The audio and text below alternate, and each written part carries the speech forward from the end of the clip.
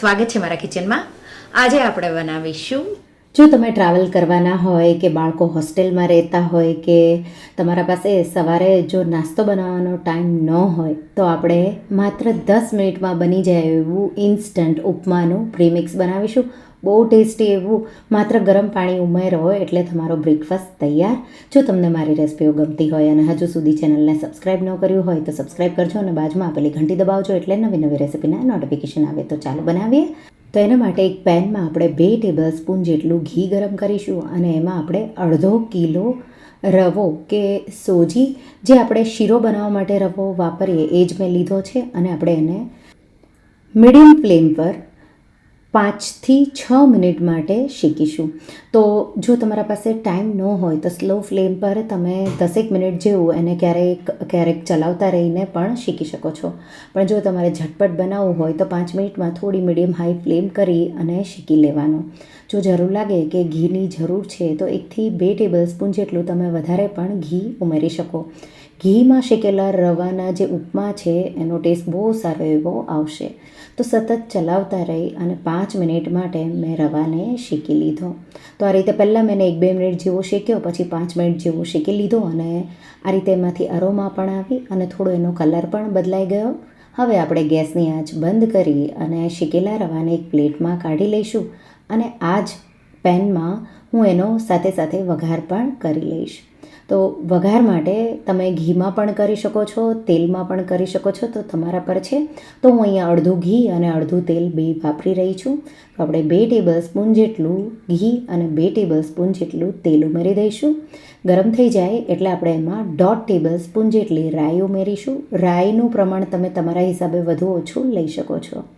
રાઈને થોડી આપણે ફૂટવા દઈશું. આ રીતે રાઈ ફૂટવા લાગે એટલે ગેસની ફ્લેમ સ્લો કરી અને એમાં આપણે 2 ટીસ્પૂન જેટલું જીરું, તમારે વધારે ઉમેરવું હોય તો વધારે પણ ઉમેરી શકો છો. જીરાનો પણ મેં થોડો કલર બદલાવા દીધો. હવે આપણે એમાં 1/4 કપ શીંગના દાણા મેં કાચા જ લીધા છે, એને આપણે મિક્સ કરી હલકા શેકી લઈશું. તો શીંગના દાણા આપણે થોડા ક્રિસ્પી થાય ત્યાં સુધી શેકવાના છે, પણ આપણે બધું શેકીશું તો સાથે સાથે એ પણ ક્રિસ્પી થઈ જશે.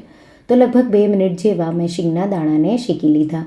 2 મિનિટ પછી આપણે 10 થી 12 લીલા મરચાંના આ રીતે સ્લાઇસ કરી ઉમેરી દઈશું અને મરચાં આપણે ફ્રેશ લીધા છે તો એને ક્રિસ્પી થાય ત્યાં સુધી થવા દેવાના. સાથે સાથે 1/4 કપ મીઠા લીમડાના પાન ઉમેરી દઈશું, મિક્સ કરીશું અને એને પણ આપણે એકદમ ક્રિસ્પી થવા દઈશું. તો આ રીતે લીલા મરચાં અને મીઠો લીમડો છે એ ક્રિસ્પી થવો જરૂરી છે, નહીંતર ઉપમા છે તમારા એ પ્રીમિક્સ લાંબો ટાઈમ સુધી સારું નહીં રહે. તો આ રીતે લગભગ મેં 3-1 મિનિટ જેવું એને શેકી લીધું. 3-1 મિનિટ પછી આ રીતે ક્રિસ્પી એવું થઈ ગયું છે. તમે ચેક પણ કરી શકો છો. તો મીઠા લીમડાના પાન પણ થોડા શ્રિંક થઈ ગયા. હવે આ ઓપ્શનલ છે, સૂકવેલી ડુંગળી. તો ડુંગળીને તમારે ફેન નીચે સનલાઇટમાં કે પછી અવનમાં ડ્રાય કરી અને મેં અડધો કપ જેટલી ડ્રાય ડુંગળી ઉમેરી દીધી અને એને મેં સાતળી લીધી. તો એને પણ આપણે થોડી ક્રિસ્પી અને લાલ તો પણ કરી લેવાની. અને મેં થોડું ઘીની જરૂર લાગી તો મેં એ ઉમેરી દીધું. તો લગભગ મેં અહીંયા ડુંગળીને પાછી 2 મિનિટ જેવી અને તમે જોઈ શકો છો થોડી લાલ એવી અને ક્રિસ્પી એવી થવા દીધી. તો આ બધી મેં પ્રોસેસ મીડિયમ ફ્લેમ પર જ કરી છે. હવે આપણે એમાં 1/4 કપ જેટલા કાજુના ટુકડા ઉમેરી દઈશું. મિક્સ કરી કાજુના ટુકડાને 1 મિનિટ જેવા થવા દઈશું. તો આ રીતે કાજુના ટુકડા મેં શેકી લીધા અને આ રીતે તમે જોઈ શકો છો ક્રિસ્પી થઈ ગયા. મીઠા લીમડાના પાન એકદમ સારી રીતે આ રીતે પ્રીમિક્સનું બધું સારું એવું શેકાઈ જાય એટલે તમારે રવો જે આપણે શેકીને રાખ્યો છે એ બધો ઉમેરી દઈશું, મિક્સ કરી દઈશું એકદમ સારી રીતે. અને રવાને આપણે પાછું 2 મિનિટ જેવું, તો તમે સૂજી કહેતા હોય તો સૂજી, હું રવો કહું છું એટલે હું રવો જ કહી રહી છું. મિક્સ થઈ જાય એટલે અડધી ટીસ્પૂન હિંગ વઘારમાં ઉમેરવાની હતી પણ હું ભૂલી ગઈ એટલા માટે મેં અત્યારે ઉમેરી. અને સાથે અડધી ટીસ્પૂન જેટલી સૂંઠનો પાવડર. તો આપણે આદું આમાં નથી ઉમેરતા, એના જગ્યાએ સૂંઠનો પાવડર ઉમેરીશું. સાથે આપણે એમાં મીઠું, તો પાણીના ભાગનું પણ મીઠું ઉમેરવાનું છે એટલે મેં 1.5 ટેબલ સ્પૂન જેટલું મીઠું અને 2 ટેબલ સ્પૂન જેટલી દળેલી ખાંડ. તો તમે અહીંયા મીઠું અને ગળપણનું પ્રમાણ સારું એવું રાખવાનું, નહીંતર તમે પાણી ઉમેરશો અને ઉપમા ખાશો તો બિલકુલ સારો ટેસ્ટ નહીં આવે. તો એ તમારે મીઠું અને ગળપણનું પ્રમાણ સારું એવું રાખી અને આ રીતે આપણે મિક્સ કરી દઈશું.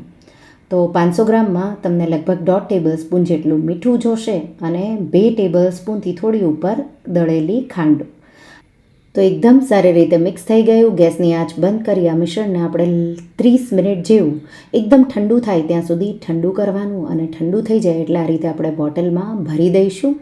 અને આ બોટલને તમારે બહાર જ સ્ટોર કરવાની છે, રેફ્રિજરેટરમાં સ્ટોર નથી કરવાની.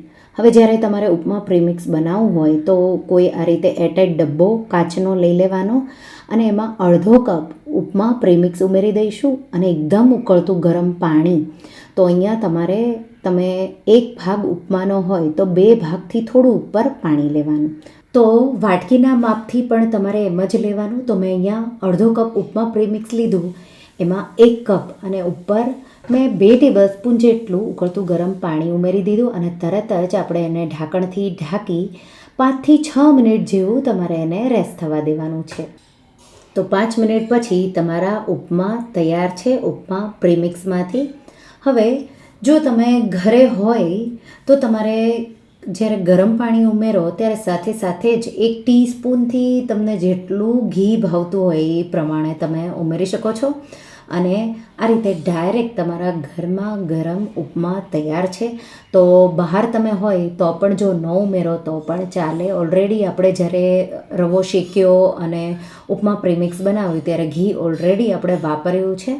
તો જ્યારે સર્વ કરો ત્યારે ઉપરથી જો લીલા ધાણા હોય તો ગાર્નિશ કરવાના, થોડા લીંબુના રસના ટીપા ઉમેરવાના અને તમારા ગરમા ગરમ ઉપમા તૈયાર છે.